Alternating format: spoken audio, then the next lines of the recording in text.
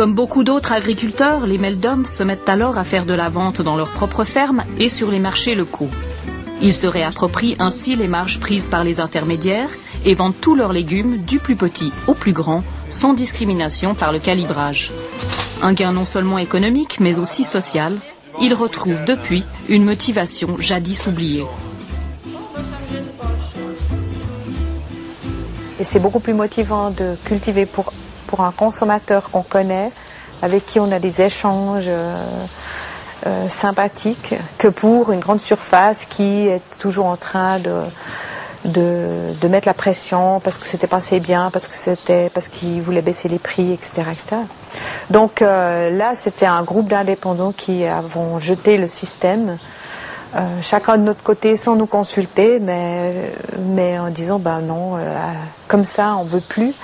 Mais il a fallu beaucoup de temps, on a dû tout apprendre, on savait rien, on savait pas.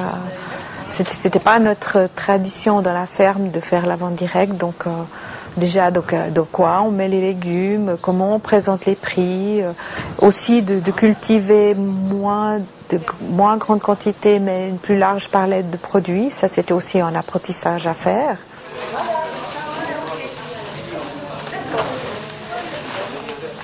Un kilo pile. Tout en continuant la vente à la ferme, les Meldum sont maintenant passés à une agriculture contractuelle de proximité.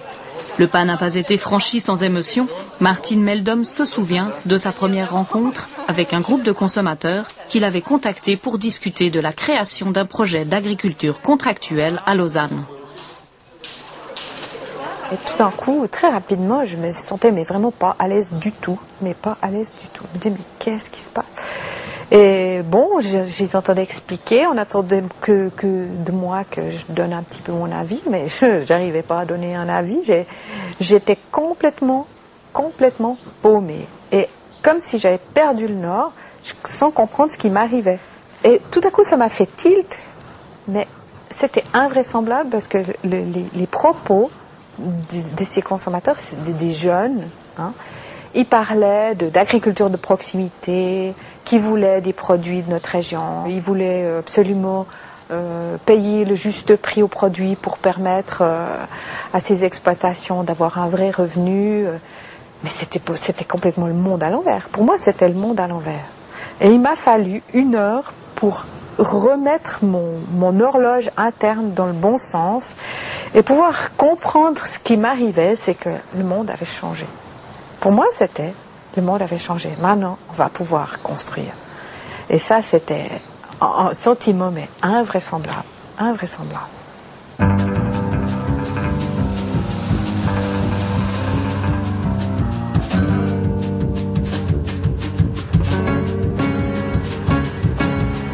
Pour répondre à l'invitation de ces consommateurs motivés, les Meldum se rallient alors à 2 jeunes productrices de la région et créent ensemble les Jardins du Flon.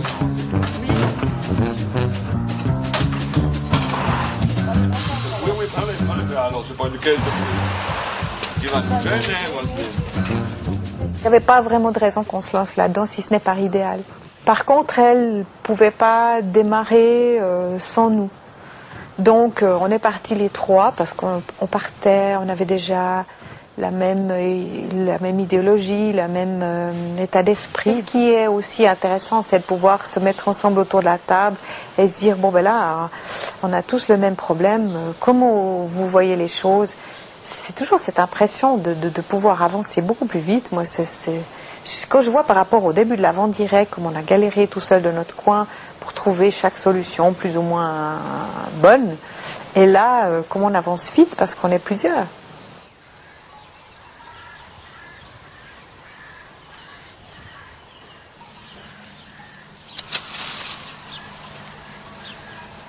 J'ai toujours voulu contribuer au lien ville-campagne. Pour moi, c'est très très important que le fossé n'aille pas plus loin, voire qu'il se comble.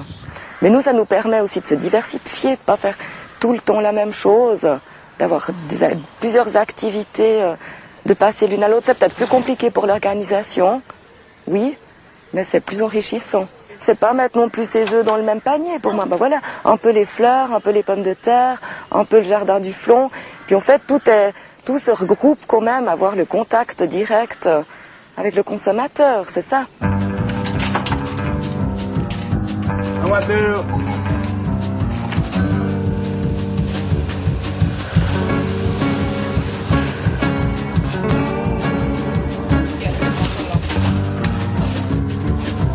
Non, faut la faire passer dedans, sinon on va pas trouver.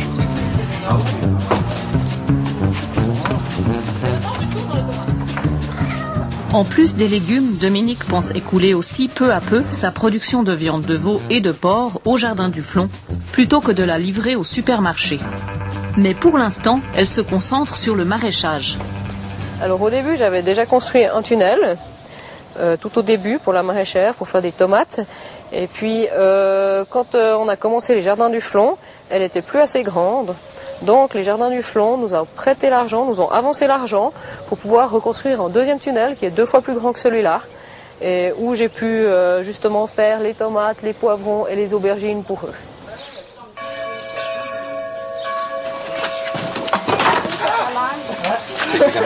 C'est moi, c'est toi. C'est moi? Oui. Tous les mardis, nos 3 producteurs se rendent au cœur de Lausanne pour installer leurs étalages.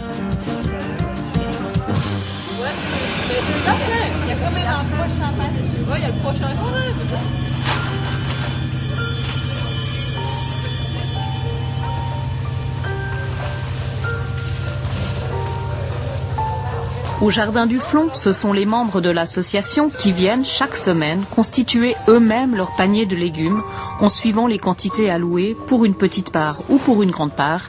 Ils choisissent, ils pèsent, mais ils ne payent pas, c'est déjà fait. En fin de parcours, le panier de troc est là, et si l'on en a marre des pommes de terre, on peut toujours les échanger contre une bonne salade, ou si l'on n'est pas friand d'oignons, on peut prendre par exemple des pommes de terre. Et pour les agriculteurs, c'est également l'occasion de déceler les légumes les moins appréciés.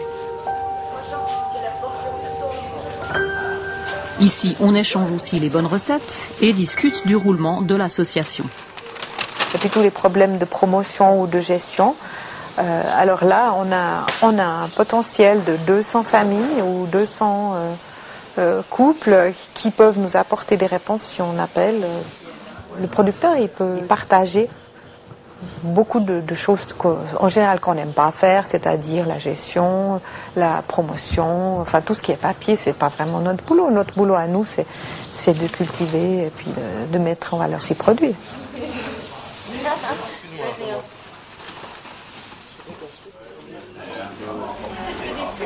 Depuis 2005, une vingtaine de nouvelles initiatives d'agriculture contractuelle de proximité ont vu le jour en Suisse romande. On les appelle des ACP, ce sont les équivalentes des AMAP françaises. Aujourd'hui, producteurs et coopérateurs se rassemblent autour d'un brunch pour discuter de leur démarche. Les jardins de Cocagne ne sont de loin plus les seuls, et même les plus récentes coopératives ont déjà des listes d'attente. Je dirais, il y a 10 ans, j'aurais pas parié comme ça sur l'agriculture contractuelle de proximité. Je me disais, les jardins de Cocagne, on fait notre histoire, ça va bien, on est dans notre coin, on nous embête pas, on n'embête personne, voilà. Mais je trouve un peu dommage qu'il n'y ait pas autre chose. Maintenant qu'il y a autre chose, je me dis que quand même, il y a vraiment quelque chose qui a changé et je crois vraiment qu'on va commencer à faire peur un petit peu quand même à cette grosse distribution, même si on leur pique